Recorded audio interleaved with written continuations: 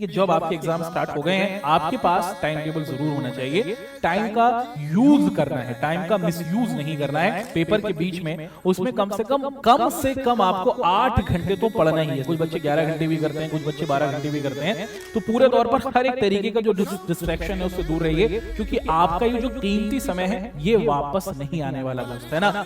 25 minute पढ़िए, 5 minute का break, 25 minute पढ़िए, 5 मिनट का ब्रेक। कोई नई चीज, कोई नई पुस्तक लेकर मत बैठिएगा, पुरानी ही चीजों को आपको रिपीट करना होगा दोस्त। आपको किसको हराना है दोस्त? आपको सिर्फ अपने आप को हराना है। नमस्कार बच्चों, आप सभी का बहुत बहुत स्वागत है हमारे आज के एक बहुत ही इंटरेस्टिंग, बहुत ही महत्वपूर्ण और बहुत ही ज्ञानवर्धक सेशन में। आप सभी बच्चों के पेपर शुरू हो गए हैं और अधिकतर बच्चों के जो पेपर शुरू हुए हैं उनके अंतर्गत आपको अंतराल देखने को मिल रहा है। यानी कि अगर आज एक पेपर है तो उसके 2 से 3 दिन बाद आप देखते हैं कि आपका दूसरा पेपर हो रहा है। अब इस 2 से 3 दिन के गैप के अंदर आप लोग किस तरीके से अपनी पढ़ाई को कर सकते हैं, वो क्या बातें हैं जिनको आप लोग अप्लाई कर कर पूरे में से पूरे नंबर ला सकते हैं, और वो क्या एक साइंटिफिक फॉर्मूला है, अगर आप उसको इस्तेमाल कर लेते हैं तो आप टॉपर्स की श्रेणी में अपने आप को शामिल कर सकते हैं। उस पर हम लोग अपनी आज के इस वीडियो में दोस्तों आप सभी के साथ डिस्कशन करेंगे। तो समय को बिल्कुल भी व्यर्थ नहीं करते हैं, आप सभी के साथ अपनी आज की इस प्यारी सी वीडियो को स्टार्ट करते हैं। जैसे आप लोग मेरे पीछे देख पा रहे हैं, best way to revise between gap days of exam, अर्थात परीक्षा के अंतराल वाले दिनों के बीच में रिवीजन करने का सबसे अच्छा और सबसे बेहतरीन तरीका कौन सा है, जिस तरीके को अपनाकर जो टॉपर्स वॉपर्स होते हैं वो पूरे में से पूरे नंबर प्राप्त करने की कोशिश करते हैं। ठीक है, इसी आशा और उम्मीद के साथ कि दोस्तों आप लोग पूरे तौर पर तैयार होंगे, हम लोग अपनी आज की इस क्लास को शुरू करते हैं और बहुत मजेदार तरीके से हर एक बिंदु को आपके साथ डिस्कस करते चलते हैं, है ना। तो सबसे पहले दोस्तों एक बात का आपको ध्यान रखना है कि जब आपके एग्जाम स्टार्ट हो गए हैं और अब आपके पास जो दिया हुआ टाइम है, यानी कि अगर आज एक पेपर हुआ है और आज से 2 दिन बाद, 3 दिन बाद अगर आपका एक और पेपर आने वाला है, तो उससे संबंधित आपके पास एक पूरे तौर पर आप देखते हैं कि टाइम टेबल जरूर होना चाहिए। आप लोगों ने साल की शुरुआत में ही एक ना एक टाइम टेबल जरूर बनाया होगा और उस टाइम टेबल को आप लोग फॉलो कर रहे होंगे। उसी टाइम टेबल को दोस्तों आपको अब भी फॉलो करते हुए चलना है। अगर टाइम टेबल नहीं बनाया तो फिर भी आप इन 3 से 4 दिनों का ये जो आपका अंतराल होगा या फिर 2 दिनों का जो अंतराल होगा, इसके अंतर्गत आपको एक तरीके से आप देखते हैं कि टाइम का यूज करना है, टाइम का मिसयूज नहीं करना है। और इसके लिए आपको क्या कर लेना है दोस्तों, आप लोगों को सबसे पहले जो भी आपका सब्जेक्ट है, मान लीजिए कि अगर आपका साइंस का एग्जाम है तो साइंस के एग्जाम के अंदर आपको ये देख लेना है कि आपका कहां पर कितने नंबर की आपकी आप देखते हैं दोस्तों फिजिक्स आ रही है, कितने नंबर की आप लोग देखते हैं कि आपकी केमिस्ट्री आ रही है और कितने नंबर की आपकी बायोलॉजी आ रही है। फिर ऐसे ही आप लोगों को हर भाग के अंतर्गत यह भी देख लेना है कि कितने कितने महत्वपूर्ण सवाल चैप्टर से आएंगे। तो फिजिक्स में आप देख लेंगे कि मान लीजिए 6 चैप्टर्स हैं, केमिस्ट्री में आप देखते हैं मान लीजिए चलिए 5 चैप्टर्स हैं, या फिर बायोलॉजी में 5 चैप्टर्स हैं। फिर इन 5 चैप्टर्स के अंदर सबसे ज्यादा महत्वपूर्ण कौन से आपके चैप्टर्स हैं, उनके महत्वपूर्ण क्वेश्चंस को आपको रिवाइज करना है। तो दिए गए टाइम के अंतर्गत आपको सबसे पहले ये देख लेना है कि आपके पास जो सब्जेक्ट है उसको आप लोग कैसे आसानी से सरलता के साथ बांट सकते हैं, है ना। और उसके बाद फिर आपको उस बटे हुए भाग में जो भी आपका सिलेबस होगा या फिर जो आपका विषय होगा उसको बहुत ही सरलतम तरीके से क्या करते चलना है दोस्तों, पढ़ते चलना है ना, एक पूरे तरीके से फॉर्मूला और तरीका बना के, है ना। उसके बाद जो दूसरी महत्वपूर्ण चीज है जिस पर आपको ध्यान देना है ना, और इस महत्वपूर्ण चीज के अंतर्गत आप लोग क्या देखते हैं दोस्तों कि इस महत्वपूर्ण चीज के अंतर्गत अगर आप लोग इसको इस्तेमाल कर लेंगे तो आपके लिए पढ़ना आसान होगा, है ना।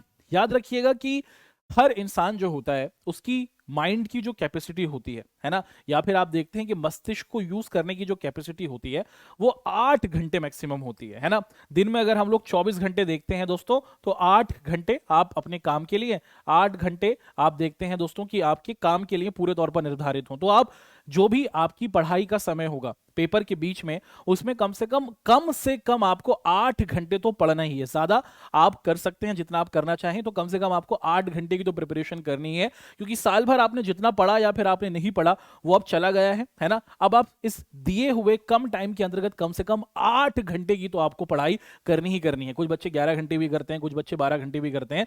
लीस्ट आप 8 घंटे की प्रिपरेशन रखिए, और इस 8 घंटे के अंदर आपको किस तरीके से पढ़ना है, कैसे आप चीजों को लंबे समय तक याद कर सकते हैं, कैसे आप चीजों को अच्छे तरीके से समझ सकते हैं, वो हम आपको बताएंगे, है ना। तो सबसे पहले आपको अपना एक प्लान बना लेना है ना। हर एक सब्जेक्ट जो भी पेपर आएगा उसको अच्छे तरीके से समझ लेना है कि कौन कौन से चैप्टर्स आ रहे हैं, कितने कितने महत्वपूर्ण सवाल वहां से आएंगे। उसके बाद फिर आपको अपना आप देखते हैं दोस्तों कि एक पर्टिकुलर टाइम, लीस्ट कम से कम 8 घंटे आपको निर्धारित कर लेने, और उसके बाद तीसरी महत्वपूर्ण चीज वो है दोस्तों कि आप लोगों को ना अपना जो डिस्ट्रैक्शन है, जिसे हम लोग विकर्ण कह रहे हैं, उनसे दूर हो लेना है। डिस्ट्रैक्शन का मतलब हुआ कि आपकी सोशल नेटवर्किंग साइट हुई, आपका इंस्टाग्राम हुआ, फेसबुक हुआ, आप सभी को पता है कि वो क्या चीजें हैं जो एक स्टूडेंट को या फिर एक इंसान को डिस्ट्रैक्ट कर सकते हैं इस पढ़ाई के समय में।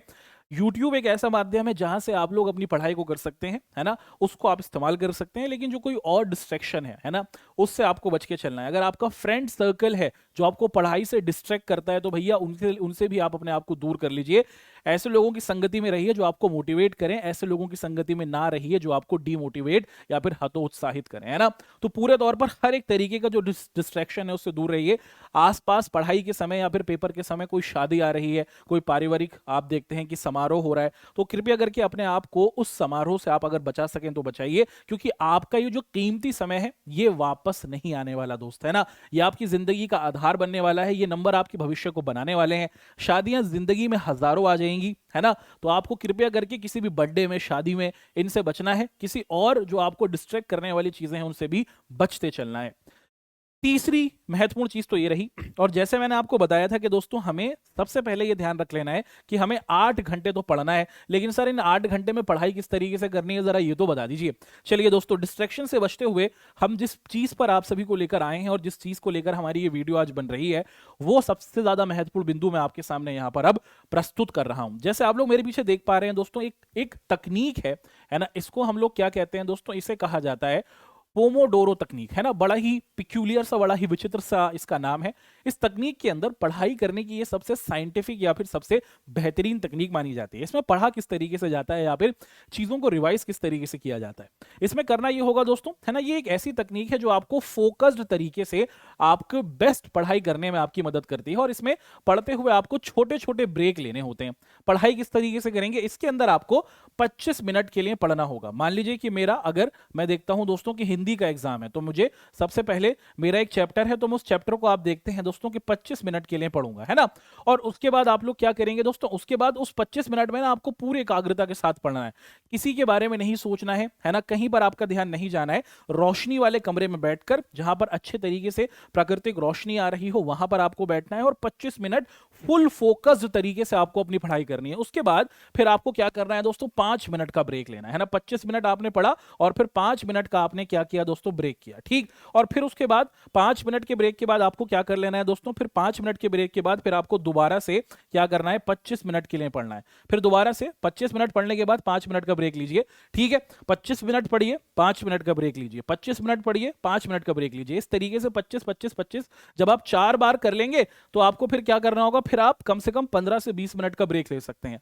तो इस तरीके से जब आप अपने मस्तिष्क का प्रयोग करेंगे, उन 8 घंटों में अगर आप इस तरीके से अपनी पढ़ाई को करेंगे दोस्त, बहुत सरलतम तरीके से आप क्या कर सकते हैं, बेहतरीन तरीके से अपना पूरा का पूरा जो कॉन्सेप्ट है उसको रिवाइज कर लेंगे। हर एक चीज जो आपने रिवाइज करने के लिए आप बैठे हुए हैं वो आपको अच्छे तरीके से मस्तिष्क में छप जाएगी। पेपर के अंतर्गत आप उसे अच्छे तरीके से रिकॉल कर पाएंगे। और बहुत से बच्चों की जो परेशानी होती है कि सर फोकस नहीं कर पाते हैं, सर चीजों को याद नहीं रख पाते हैं, मेरे दोस्त, इसका आपको क्या करना है दोस्तों, प्रैक्टिस करनी है। 25 मिनट पढ़िए, 5 मिनट का ब्रेक, 25 मिनट पढ़िए, 5 मिनट का ब्रेक, ऐसे 4 बार कर लीजिए। उसके बाद फिर आप 15 से 20 मिनट का ब्रेक और ले सकते हैं, है ना। तो इस तरीके से जब आप चीजों को करेंगे तो बहुत अच्छे तरीके से दोस्तों आपका रिजल्ट आएगा, और आप अपने आप को फिर बोर्ड्स में या फिर आपकी जो पेपर चल रहे हैं उसके अंतर्गत अपने आप को टॉपर्स की श्रेणी में शामिल करते हुए देख सकते हैं।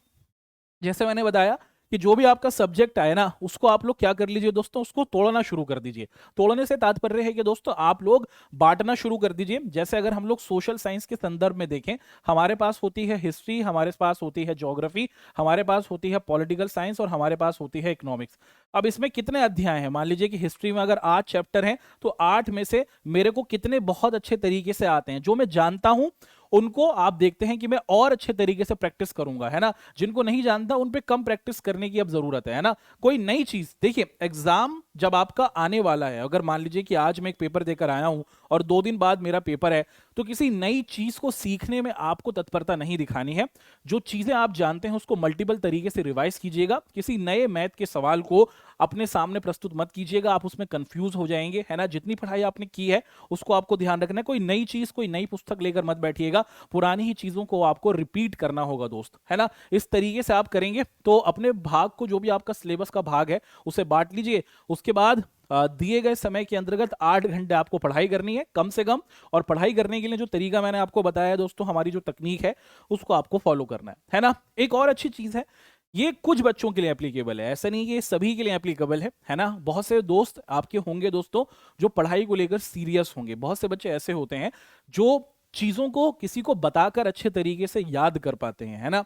तो अगर आपके फैमिली में कोई आपका कोई छोटा भाई है, कोई बड़ा भाई है, मम्मी पापा हैं, आप अगर उनको जो चीजें आप पढ़ रही हैं उनको सुना सकें, है ना, जो चीजें आपने पढ़ी हैं उनको एक्सप्लेन कर सकें, तो आप अच्छे तरीके से रिवाइज कर सकते हैं। अगर आपका कोई क्लासमेट है, आपका कोई सहपाठी है जो आपके साथ ग्रुप स्टडी कर सकता है, तो आप उसको भी फॉलो कर सकते हैं। लेकिन याद रखिएगा कि ये ग्रुप स्टडी वाला जो ये हमारा फॉर्मूला है या फिर ये जो तकनीक है, ये हर किसी पे एप्लीकेबल नहीं होती है ना। अगर पढ़ने वाले बच्चे हो तभी कीजिएगा, है ना, क्योंकि बहुत से दोस्त जब बैठ जाते हैं तो वो पढ़ाई से फिर डिस्ट्रैक्ट करते हैं।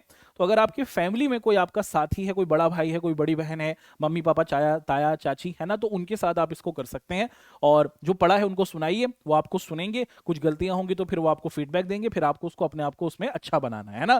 तो ये एक बहुत बेहतरीन तरीका है, इसको भी फॉलो कीजिए और अच्छे तरीके से ये जो कम टाइम है आपके रिवाइज करने का, इसको आप लोग कर सकते हैं। एक और बहुत ही अच्छी चीज, मान लीजिए कि भैया मैंने, आप देखते हैं दोस्तों कि 4 घंटे पढ़ाई कर ली है, अब 4 घंटे मुझे और पढ़ना है। अब मैंने ये जो 4 घंटे पढ़ा है ना, अच्छे तरीके से एकाग्रता के साथ चीजें मेरे को समझ में आई हैं, हर चीज मैंने समझी है, तो अपने आप को ना पुरस्कृत कीजिए, है ना, अपने आप को मोटिवेट कीजिए, है ना। तो इंसान जो होता है दोस्तों वो मोटिवेशन का भूखा होता है। अगर किसी इंसान को अच्छा काम करने पे मोटिवेशन मिलती है, अगर आप पूरे में से पूरे नंबर आए, आपको अवार्ड मिले, तो आप अच्छा फील करते हैं। ऐसी जब आपने 4 घंटे पढ़ाई कीजिए तो आप अपने आप को सेल्फ मोटिवेशन दीजिए। उसके लिए आप क्या कर सकते हैं, आप कोई अपनी मम्मी से पसंदीदा नाश्ता अपना बनवा सकते हैं, मम्मी जी अच्छा कुछ खाने का दिल चाह रहा बना दीजिए, है ना। या फिर आप एक प्रॉपर स्लीप ले सकते हैं। आपको जरूरत है कि भैया मैंने इतना अच्छा पढ़ा है 4 घंटे तक लगातार बहुत फोकस्ड तरीके से, फिर मैं 10 मिनट का नींद लेना चाहता हूं, वो आप ले सकते हैं, है ना। या फिर आप कोई चीज खाना चाहते हैं तो वो कर सकते हैं।